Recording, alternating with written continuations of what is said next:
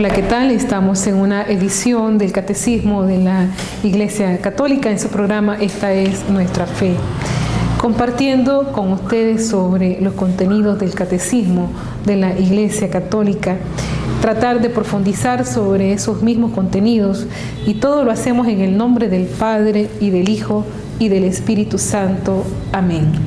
Vamos siguiendo los temas simultáneos que nos va presentando el Catecismo, y en este tema trataremos de profundizar sobre las Sagradas Escrituras.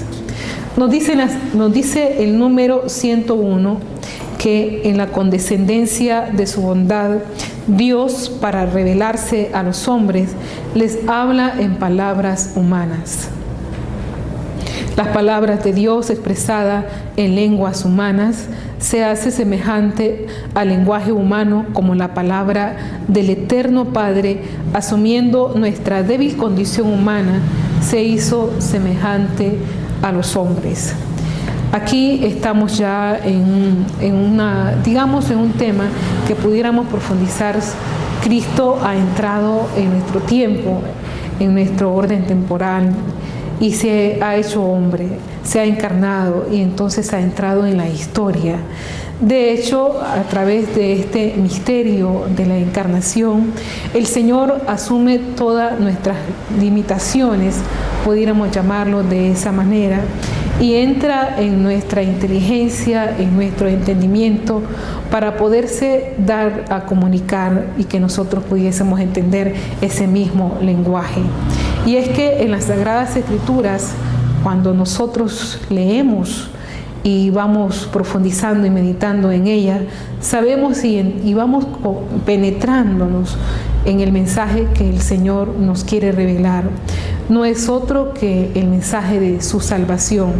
No son palabras extrañas a nosotros, tan cercano a nuestra historia, y eso lo vamos a ir notando poco a poco para entrar verdaderamente en el mensaje que el Señor quiere darnos a conocer.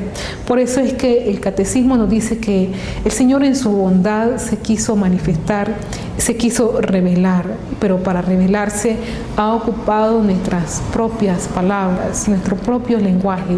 No es un lenguaje extraño, un lenguaje intrascendente, sino que a través de nuestra historia, de nuestra cotidianidad, el Señor se ha revelado. Por eso nosotros podemos, cuando asistimos a misa, vamos ahorita leyendo las lecturas continuadas de los libros de Samuel y Reyes. En ella vemos textos narrativos y cómo el Señor va interviniendo en la historia del pueblo de Israel. Y así como interviene en la historia del pueblo de Israel, también el Señor va interviniendo en nuestra historia personal. Y esas mismas palabras que están dentro y se contienen en las Sagradas Escrituras van siendo inteligibles para nuestros oídos. Vamos comprendiéndola porque es la historia de los hombres. A esto se refiere el Catecismo cuando dice que se ha revelado en el lenguaje humano.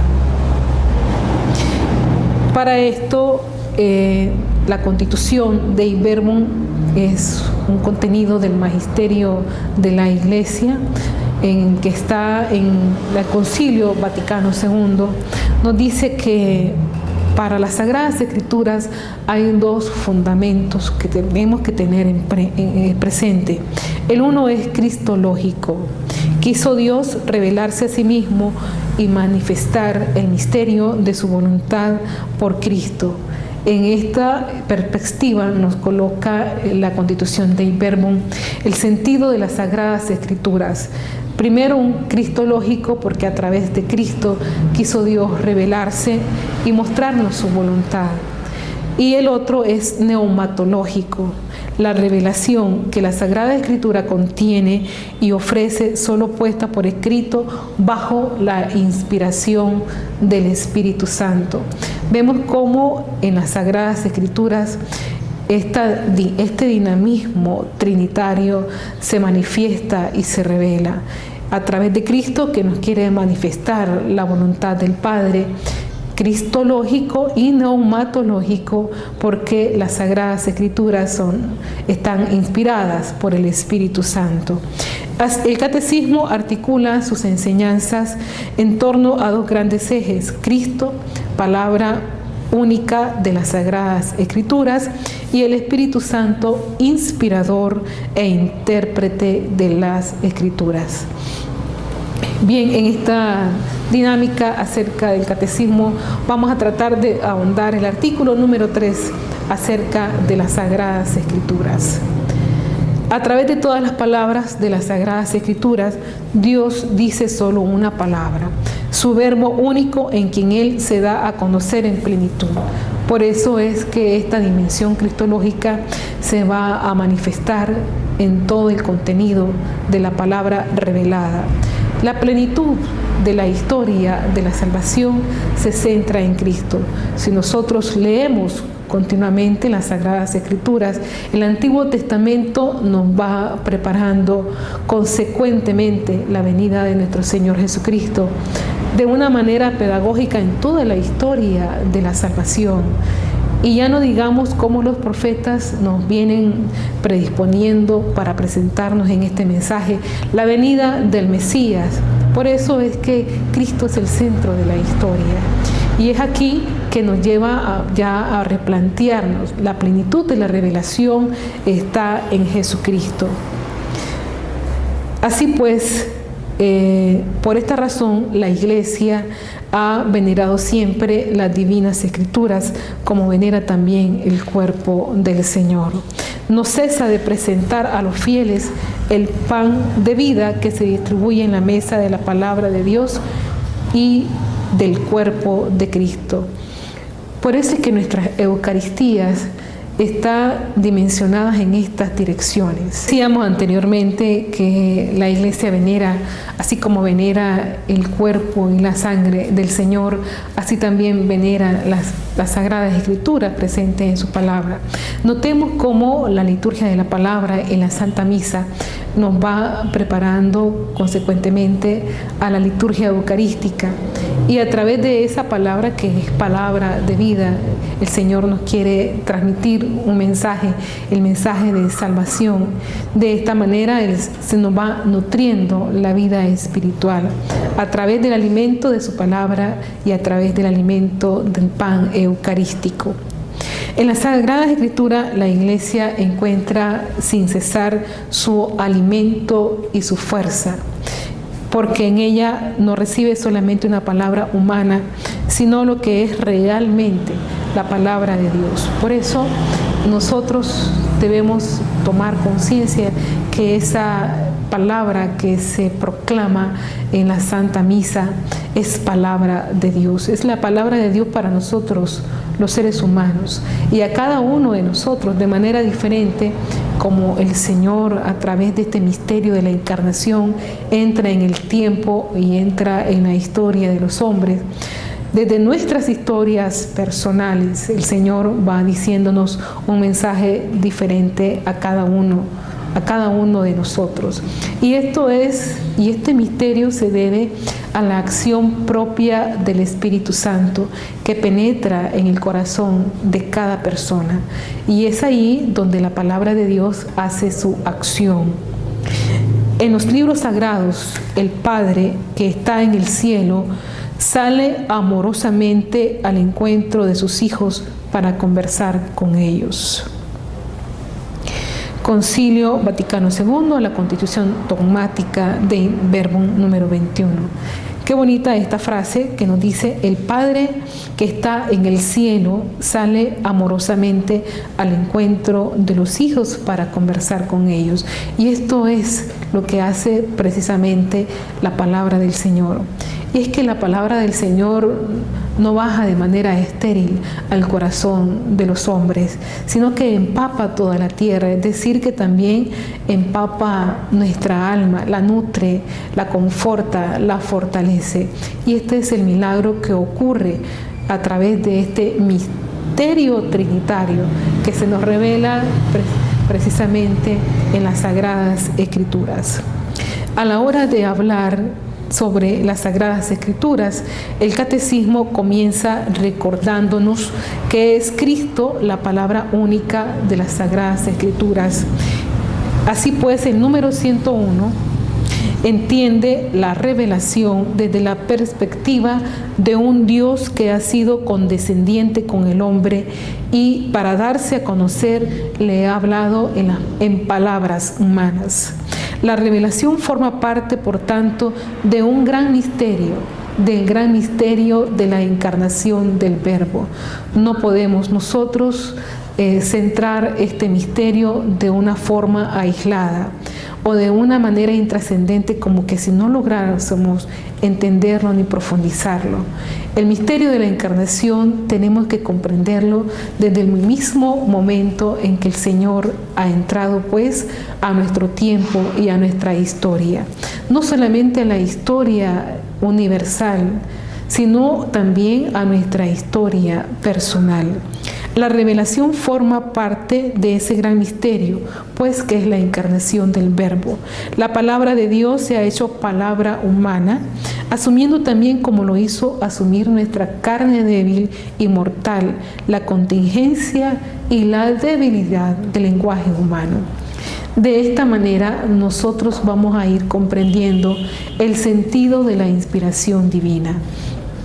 Si el Señor ha entrado en nuestra historia y ha asumido toda nuestra realidad humana, vamos a ver cómo el Espíritu Santo actúa en el ser humano para la inspiración propia de los textos sagrados, asumiendo toda nuestra debilidad, asumiendo todo lo que nosotros somos.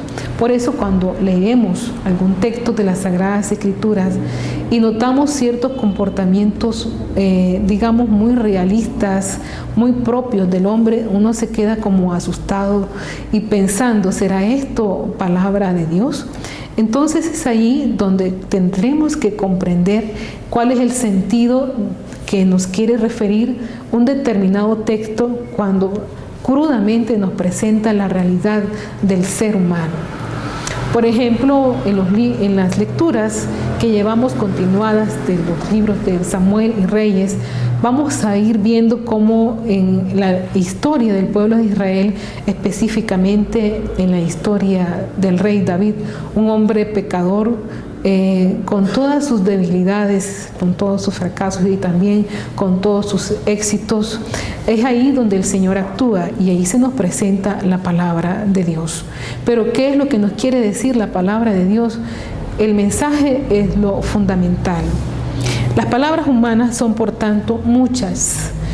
No podía ser de otra forma al tratarse de un lenguaje plenamente humano, que en realidad Dios es uno y único también es su verbo y único igualmente la palabra que nos quiere hacer llegar.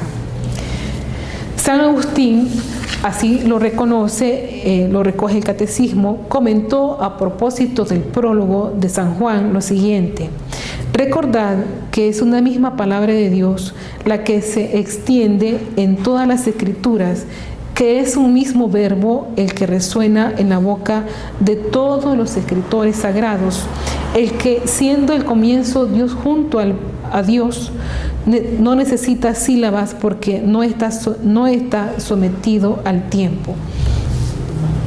Por eso es que cuando nosotros leemos los textos de las Sagradas Escrituras, vamos viendo sistemáticamente toda la historia de la salvación y veremos cómo de manera pedagógica el Señor va guiando a su pueblo.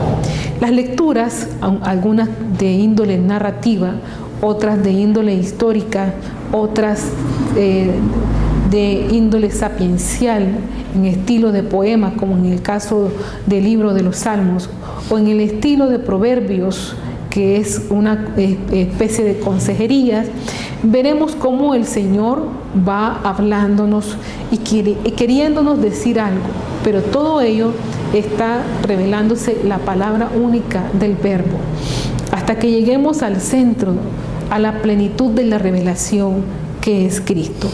Esta única palabra de Dios en la tradición es conocida como, digamos, como el verbo abreviado. Jesús mismo había dicho que las Escrituras daban testimonio de él. Juan 5:39. Al morir, el evangelista comenta: todo se ha cumplido. Juan 19:28. Y ya resucitado, a los discípulos de Emaús les explicó todo lo que las Escrituras decían a propósito de él, comenzando por Moisés y por todos los profetas. Lucas 24:27. A través de estos textos, tanto los textos de Juan como el texto de Lucas, vemos cómo el Señor da testimonio que a través de las Sagradas Escrituras todo nos viene refiriéndonos a Él, acerca de que todo está cumplido, que las Escrituras dan testimonio de Él y cómo el Señor a los discípulos de Emaús les explicó las Escrituras. Pablo, por su parte, a los corintios les enseñaba que la roca de que la bebían los israelitas en el desierto en realidad era Cristo. Primera de Corintios 10:4. Miren qué cosa más interesante. Y esto lo está diciendo San Pablo de manera analógica. Es un texto literal, pero que ya se está interpretando de manera analógica. Esa agua de la cual bebieron los israelitas es el mismo Cristo. La primera nota marginal nos remite al número 65 del Catecismo, texto del que ya hemos hablado anteriormente, que a su vez remite a lo que nos dice San Juan de la Cruz en la subida del Monte Carmelo, sobre cómo Dios nos lo habló todo junto y de una sola vez al enviarnos a su Hijo. Y la segunda nota marginal al número 2763 es en el que nos recuerda que toda la Escritura se cumple en Cristo. Por último, la cita de San Agustín va acompañada de las referencias de los números 426 al 429, en la que se nos habla de cómo la catequesis debemos centrarla en Jesucristo. Bien, cuando nosotros venimos a la Eucaristía, estamos presentes en ellas y escuchamos la palabra de Dios en la liturgia de la palabra. Notaremos cómo las lecturas primeras nos van haciendo una preparación previa a la lectura del Evangelio que vamos a escuchar. Siempre la lectura primera es tomada o de un texto del Antiguo Testamento o también se toman de un texto de las cartas de San Pablo a las comunidades cristianas. Notaremos cómo, digamos, se concatenan, se unen, se entrelazan con la lectura del Evangelio para llevarnos a un solo mensaje. Es así, de esta manera la Iglesia quiere inducirnos a que las lecturas previas nos presentan ya la plenitud de la revelación que es Cristo. Esto de palabras humanas, ¿cómo será esto? Dado este fundamento, en lo que quiere insistir el catecismo, es el hecho de que Dios, en la condescendencia de su bondad, ha hablado a los hombres en palabras humanas. Dios utiliza un lenguaje humano con todo lo que tiene de posibilidades, pero también de limitaciones, es decir, de concreción histórica, de asunción de categorías culturales, filosóficas, históricas, cósmicas, geográficas, etcétera, que nacen y se entienden desde un momento concreto de la historia, pero que necesitan ser actualizadas y traducidas para los momentos sucesivos y para culturas que utilizan otras categorías y lenguaje diferente. Es posible que nosotros podamos, si las Sagradas Escrituras, nosotros tenemos un texto del Antiguo Testamento, hay una cultura bien definida, hay una historia que se necesita interpretar, hay personajes, hay situaciones culturales que no son las mismas nuestras, de nuestra cultura occidental o de la cultura oriental, ya que nos separa mucho tiempo en la razón de la distancia. Sin embargo, necesita ese texto ser actualizado a nuestras congregaciones propias históricas de la cual estamos viviendo hoy. Por eso no podemos maltratar un texto de las Sagradas Escrituras para retomarlo en un sentido estrictamente literal. Hay congregaciones históricas dentro de ellas para llegar a la interpretación de un texto. Sabemos que el Señor, a través de la encarnación, ese misterio tan sublime, tan misterioso y tan profundo, si ha entrado en nuestra historia, el Señor de la historia, entonces ha asumido todo lo que nosotros somos. Sin embargo, el mensaje sigue siendo el mismo, aunque las congregaciones culturales, históricas, sociales difieran, ya sea por la distancia, ya sea por razones geográficas, etc. Gracias al Verbo de Dios hecho carne, podemos conocer al Dios verdadero. Y gracias a la palabra humana, primero hablada y transmitida oralmente y luego puesta por escrito, nosotros conocemos a Dios. Para esto, nosotros tenemos que remitirnos a los encuentros que tuvimos anteriormente cuando hablábamos acerca de la transmisión de la revelación divina, las etapas de la transmisión de la revelación divina. Primero hubo un primer proceso, una primera etapa, y fue precisamente la memoria, la tradición oral, aquello que los padres le contaban a sus hijos a través de los acontecimientos históricos que le vinieron sucediendo en la historia de la salvación. No todo en ese primer momento fue por escrito. Notaremos en los textos de las Sagradas Escrituras que hubieron siglos de tradición oral para llegar al texto escrito, siglos de tradición oral, y que toda esta tradición oral se mantuvo fielmente para poderse transmitir de padres a hijos y a nuevas generaciones. Estamos hablando de miles de años. Entonces, para llegar a la concreción de las Sagradas Escrituras, al momento en que se puso por escrito. Así pues, todo esto ha servido para la transmisión de la revelación divina. Luego de la tradición oral, luego de la memoria, luego del acontecimiento histórico, vino poner todo por escrito, todo lo que se había contado, se había dicho o había pasado en un momento histórico. Así pues, en virtud de la economía del Verbo encarnado, que la Iglesia reconoce ya en marcha desde el momento mismo en que Dios creó al hombre, podemos decir que la palabra humana, en la palabra de los profetas, de los sabios, de los escritores, de los apóstoles, de los evangelistas, de los doctores y maestros, está realmente la palabra de Dios. En los libros sagrados, como se dice en la Constitución Dei Verbum del Concilio Vaticano II, y como nos recuerda el Catecismo, el Padre del Cielo nos sale al encuentro hablándonos como a hijos queridos, cara a cara, como habló con nuestros primeros padres en el paraíso, como habló a Abraham, a Isaac, a Jacob, como habló a Moisés, a los reyes o a los profetas, y como le habló a Jesús.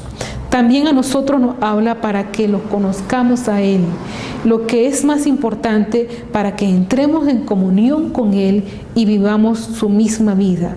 Por todo, la Iglesia venera las Sagradas Escrituras, como venera el cuerpo eucarístico del Señor, aunque no se le rinda el mismo culto.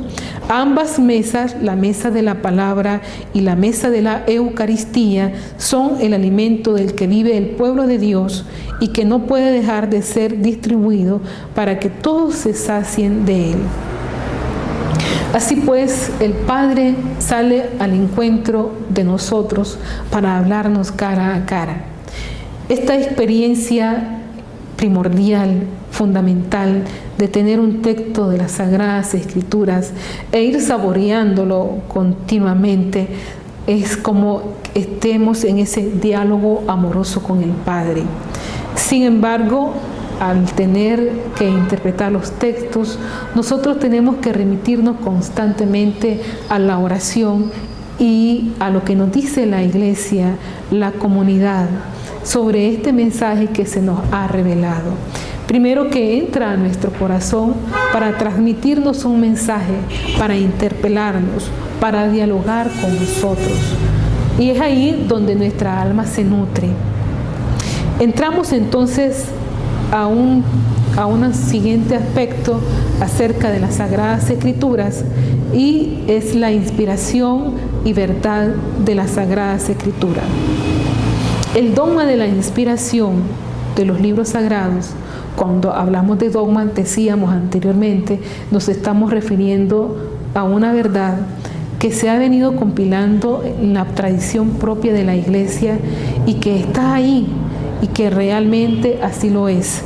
Prácticamente se ha olvidado en la teología contemporánea, y ello conlleva el notable riesgo de acabar recibiendo la exégesis bíblica a los postulados de la filología y de la historia, incluyendo las ciencias auxiliares como la arqueología, la antropología cultural, etc.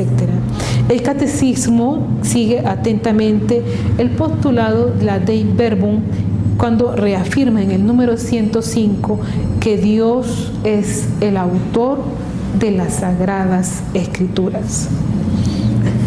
Bien, ¿cómo el Señor podemos definir esto? ¿Qué significa que Dios es el autor de las Sagradas Escrituras? Cuando nosotros nos tenemos frente a este concepto, nos vamos a imaginar a Dios escribiendo los textos de las Sagradas Escrituras. Sin embargo, nos remitimos a lo que veníamos hablando anteriormente. Dios ha entrado en la historia. En el misterio de la encarnación se nos revela esta verdad insondable. Y ha entrado en nuestra historia y ha asumido nuestra debilidad, nuestro tiempo, lo que nosotros somos. Por eso hay postulados propios: historia, cultura, geografía, etc.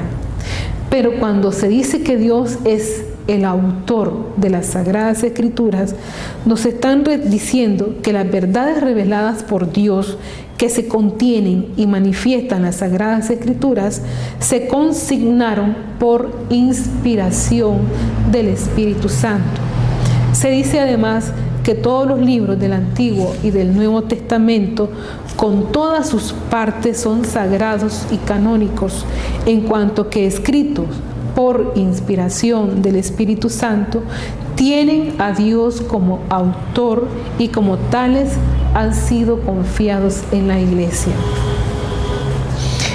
Los textos de las Sagradas Escrituras, que son textos compilados, decíamos, primero a través de la tradición oral y luego puestos por escrito, fueron escritos por los profetas, por los sabios, por los escritores sagrados, por los apóstoles, por los evangelistas, por doctores y maestros. Sin embargo, aquí hubo una intervención directa del Espíritu Santo. Y en esta intervención directa del Espíritu Santo, a través de ello, es que se consigna que las Sagradas Escrituras, Dios es el autor de las Sagradas Escrituras. A través de ello, el Señor quiso a nosotros darnos a conocer y quiere darnos a conocer su mensaje. Toda la historia de la salvación, en esa conciencia del pueblo de Israel, de saberse pueblo elegido por Dios, quiso Dios darse a conocer. En segundo lugar, se afirma que Dios ha inspirado a los autores humanos de los libros sagrados. Nos dice la Dei Verbum, Constitución Dei Verbum del Concilio Vaticano II. En la composición de los libros sagrados, Dios se valió de hombres elegidos que usaban de todas sus facultades y talentos. De este modo, obrando Dios en ellos y por ellos, como verdaderos autores, pusieron por escrito todo y solo lo que Dios quería. En el texto de la Dei Verbum es realmente importante, porque es la primera vez que un documento del magisterio de la Iglesia usa el término autor. Se aplica a los hagiógrafos. Los hagiógrafos son las personas que escribieron los textos. Se reconoce pues que el autor humano mantiene íntegramente su índole propia y todas sus facultades. Mantiene, es decir, todo lo que es como persona. Todo lo que hay en él que podemos conocer de una persona humana. Únicamente habría que advertir que esta constatación no podría servir de excusa para que la exégesis bíblica y la doctrina sobre la inspiración queden constreñidas por los postulados de la teoría del lenguaje. Así pues, el número 105 es categórico, es del catecismo. Dios es el autor de las Sagradas Escrituras, lo cual quiere decir que las verdades reveladas por Dios que se contienen y se manifiestan en las Sagradas Escrituras se consignaron por inspiración del Espíritu Santo. Los libros del Antiguo y el Nuevo Testamento son sagrados y canónicos. Y el número 106 también es categórico. Dios ha inspirado a los autores humanos de los libros sagrados, siendo pues verdades los autores humanos los que Dios se valió para componer los libros sagrados. Sin embargo, pusieron por escrito todo y todo lo que el Señor quería que se pusiera por escrito. El catecismo en el número 107 comienza con la siguiente afirmación: los libros inspirados enseñan la verdad. ¿Qué nos enseñan los libros de las Sagradas Escrituras? La verdad. ¿Pero a qué verdad se refiere? Nosotros, por nuestra mentalidad muy limitada, nuestra inteligencia que no logra penetrar los misterios de Dios, creemos o tratamos de enfocar que esas verdades se refieren a una fecha, a un lugar geográfico, a un contexto histórico definido. Y nuestra mentalidad va recurriendo a una fecha, a un lugar geográfico, al nombre de una persona como tal, etc. ¿Qué verdad es la que se nos pretende enseñar? A continuación, recoge una cita literal de la Constitución Dogmática sobre la Divina Revelación del Vaticano II, la conocida Dei Verbum, en la que recuerda de lo que afirman los autores sagrados en cuanto a inspirado es afirmación del Espíritu Santo.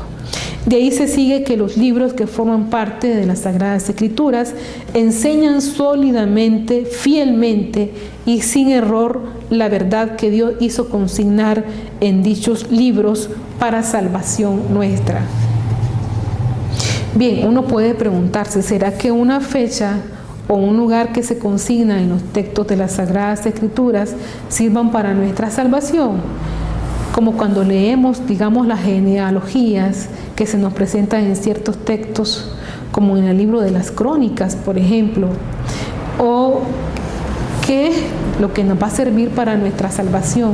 Ciertamente ahí hay una historia que se narra y muchas veces se tendrá que utilizar los contextos, el marco geográfico o el lenguaje o la cultura, ciertamente que sí, pero lo que se nos pretende revelar es lo que nosotros tenemos que darle mucha importancia. Evidentemente, muchas de estas concepciones en las que fueron escritas las páginas de las Escrituras, han sido separadas con el transcurrir de los siglos.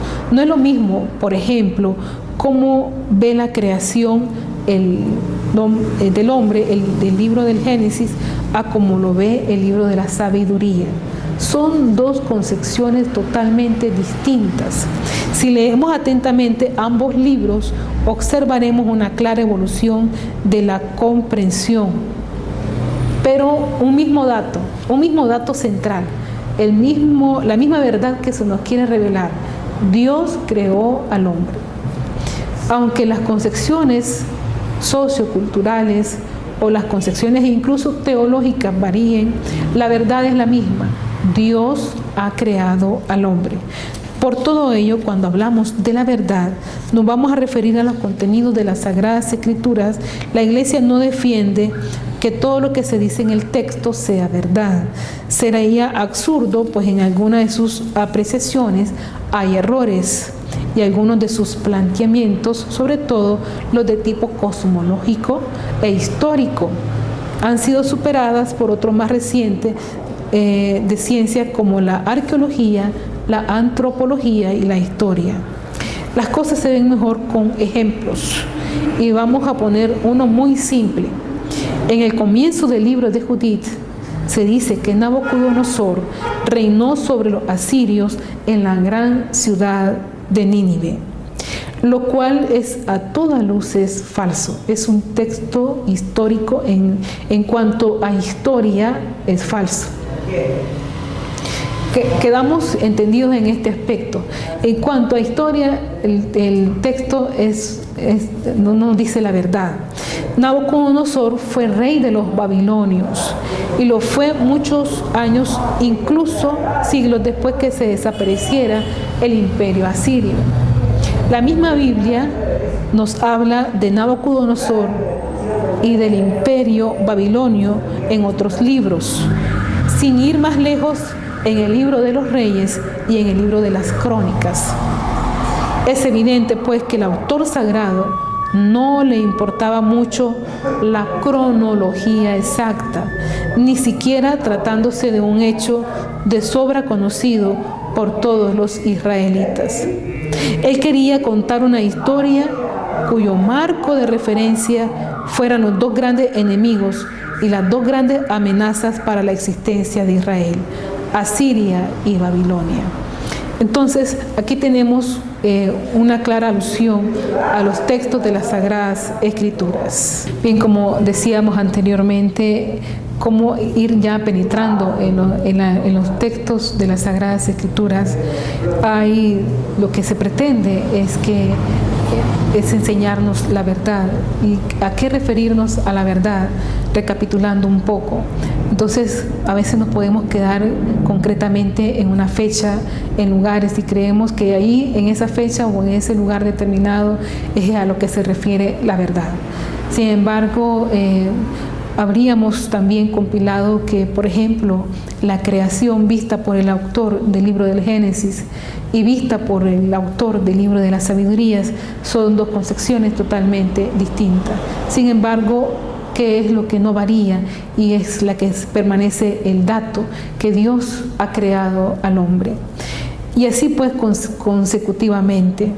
Y también hemos notado que el texto no podemos tomarlo en un sentido literal histórico, porque hay también situaciones que no concuerdan con la historia, como poníamos el ejemplo anterior acerca de, en el comienzo del libro de Judith, que se dice que Nabucodonosor reinó sobre los asirios en la gran ciudad de Nínive, cosa que fue totalmente falso. Pero ¿qué es lo que pretende plantearnos los textos? El autor sagrado no le importaba la cronología exacta, ni siquiera tratándose de un hecho de sobra conocido por todos los israelitas. Quiere contar una historia cuyo marco de referencia fueran los dos grandes enemigos de Israel, las dos grandes, amenazas existentes para Israel, como fue Asiria y Babilonia. De esos enemigos el Señor lo va a librar con su poder magnífico. Y esta es la verdad que realmente se cuenta. Esto es el mensaje que el Señor quiere darnos a conocer, que el Señor libra de los enemigos a Israel. Y en esto, en definitiva, lo que Dios quería, que fuera consignado de manera fiel y sin error alguno. El error histórico no parece que tenga mayor trascendencia, y de hecho el Espíritu Santo no le encomendó la plana al autor sagrado. No es que vas a hacer esta plana y esta plana será de esta manera.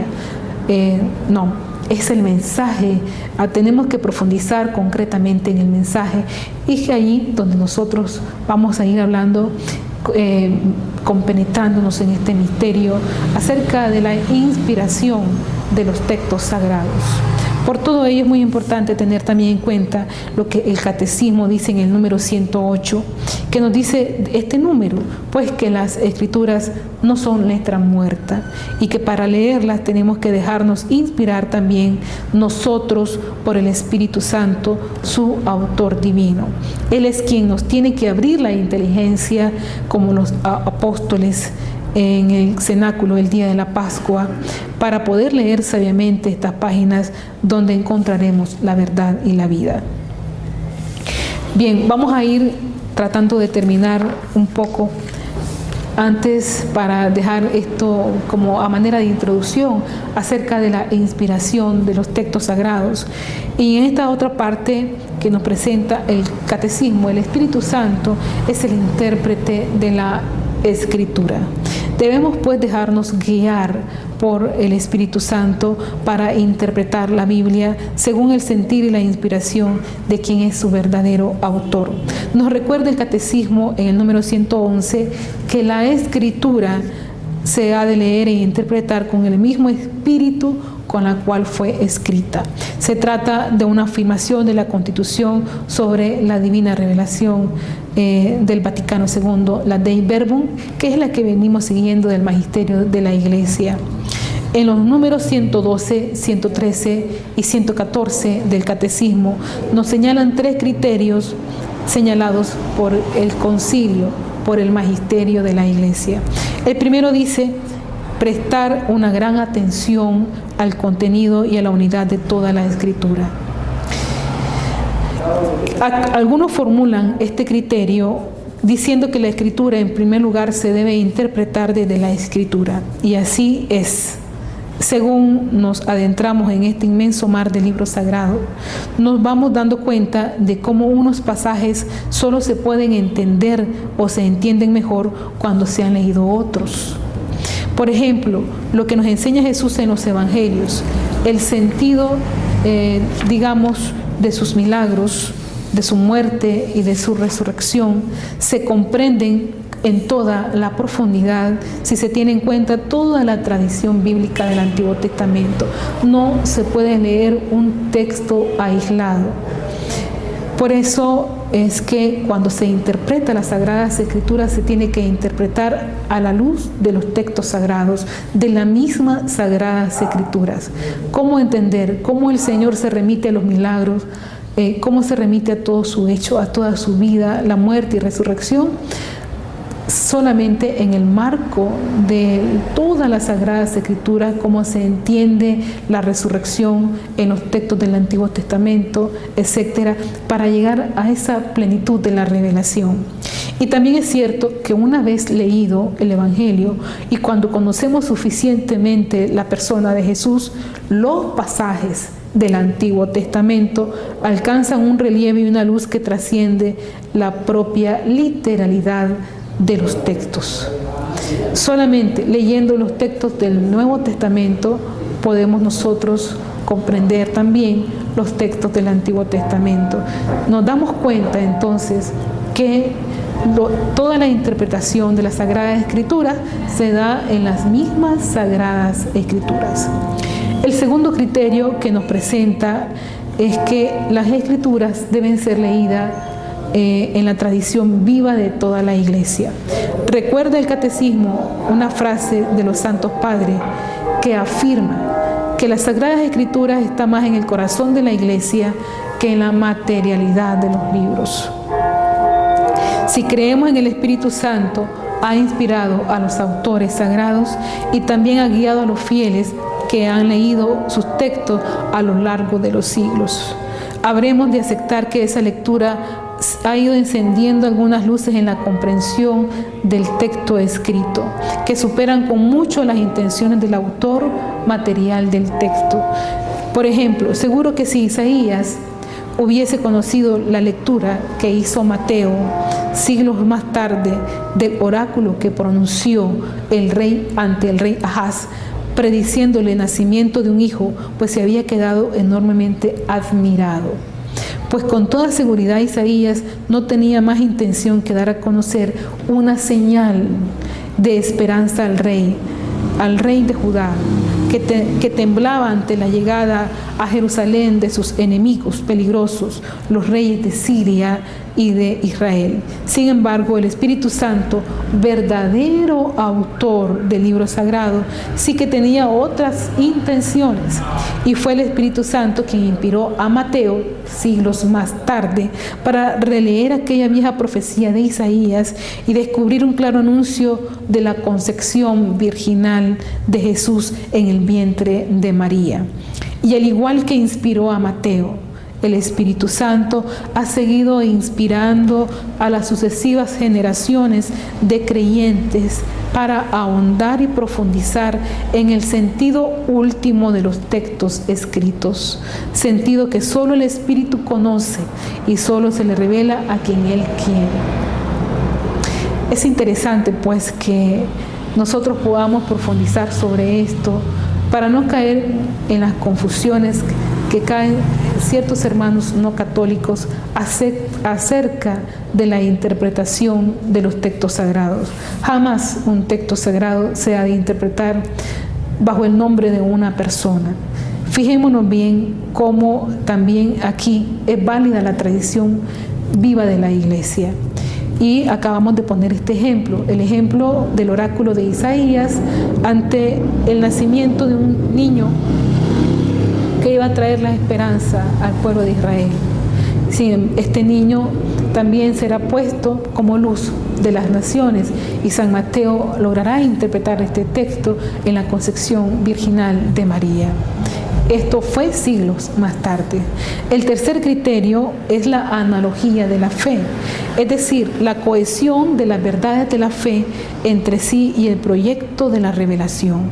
Por eso mismo, solo desde la fe de la Iglesia es posible leer correctamente las Sagradas Escrituras, porque en la Iglesia, la que ha sido depositaria por voluntad del Señor de la revelación plena y total en Jesucristo, la Iglesia como Madre nuestra que es en la fe, no deja de alimentarnos con la palabra del Señor para que alcancemos la plenitud de vida y de verdad en la cual somos llamados. Veníamos diciendo que el tercer criterio es la cohesión de fe que debe existir entre las verdades que se nos revelan y que se nos presentan en la plenitud de la revelación que es Cristo. Y esto solamente se da dentro de la Iglesia y en la Iglesia.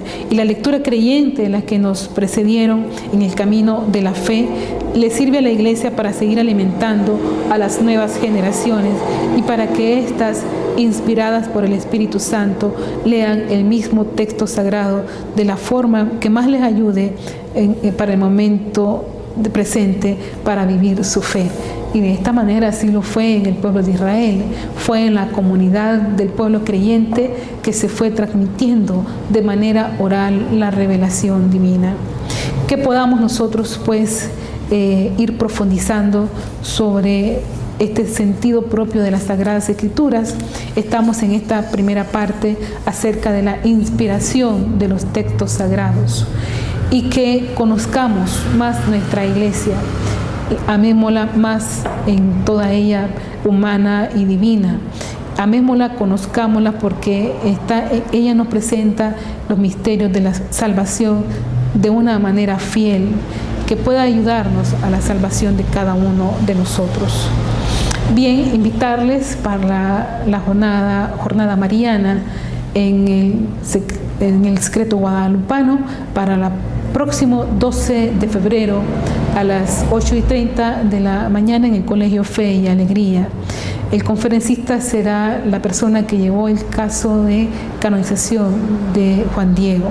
Que podamos pues también nosotros conocer, alimentarnos, nosotros los católicos, de todo lo que es la tradición viva de la Iglesia, que es parte también de nuestra fe y nos ayuda a acrecentar en la fe.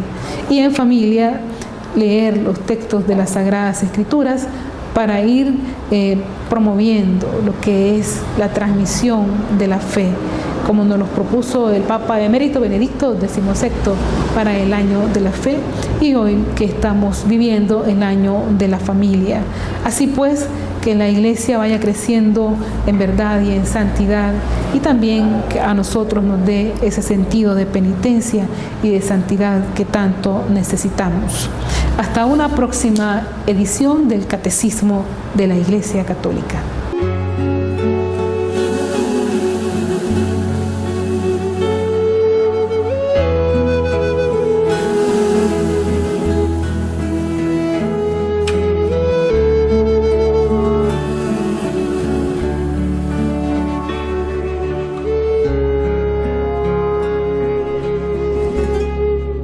Espíritu de Dios, llena mi vida, llena mi alma, llena mi ser. Espíritu de Dios,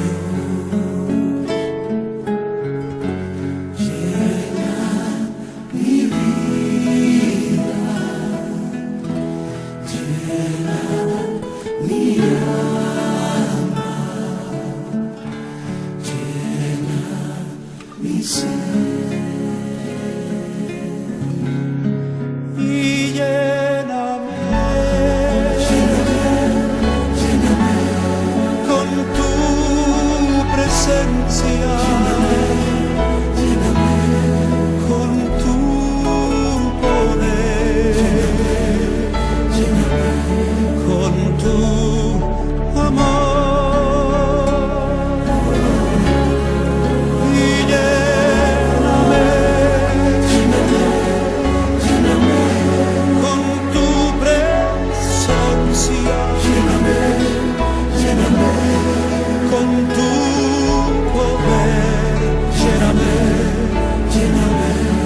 Con tu amor, Espíritu de Dios.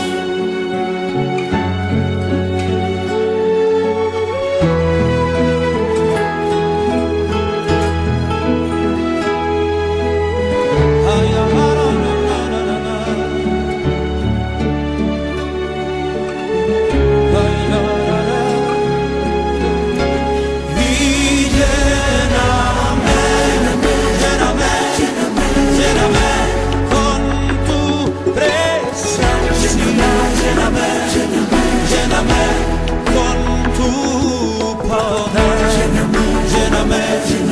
lléname y con tu amor,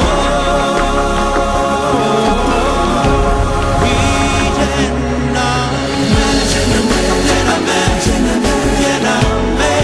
con tu presencia, lléname con tu poder, lléname con tu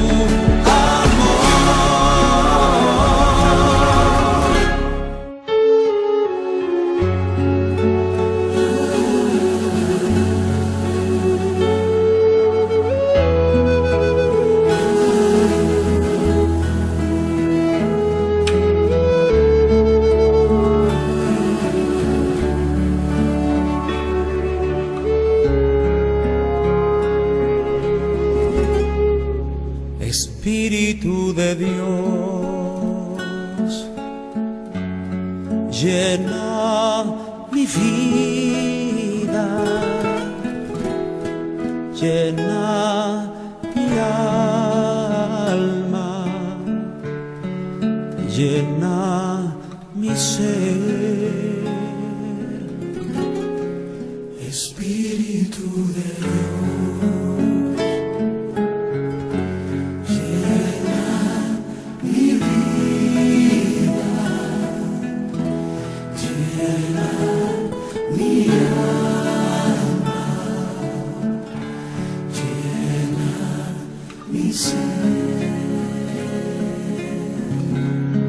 y lléname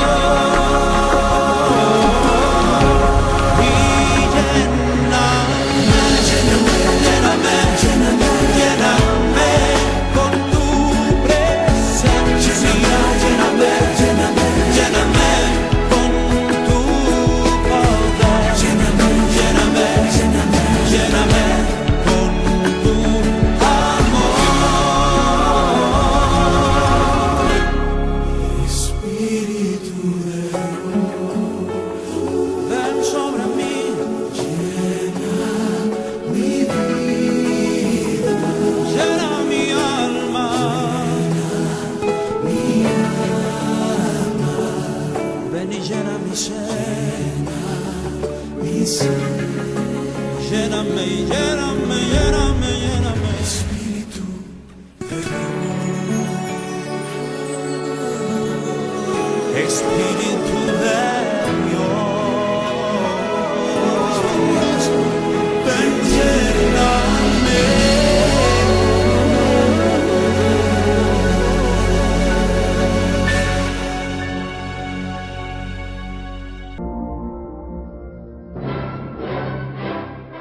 Creo en un solo Dios, Padre Todopoderoso, Creador del cielo y de la tierra, de todo lo visible y lo invisible.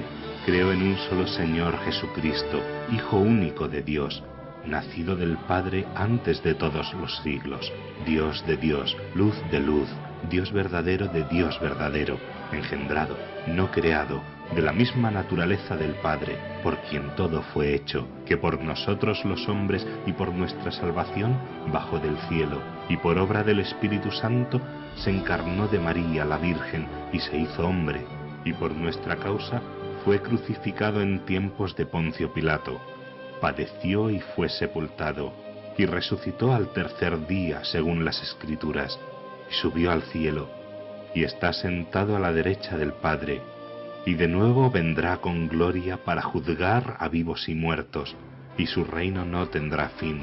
Creo en el Espíritu Santo, Señor y dador de vida, que procede del Padre y del Hijo, que con el Padre y el Hijo recibe una misma adoración y gloria, y que habló por los profetas. Creo en la Iglesia, que es una, santa, católica y apostólica. Confieso que hay un solo bautismo para el perdón de los pecados. Espero la resurrección de los muertos y la vida del mundo futuro.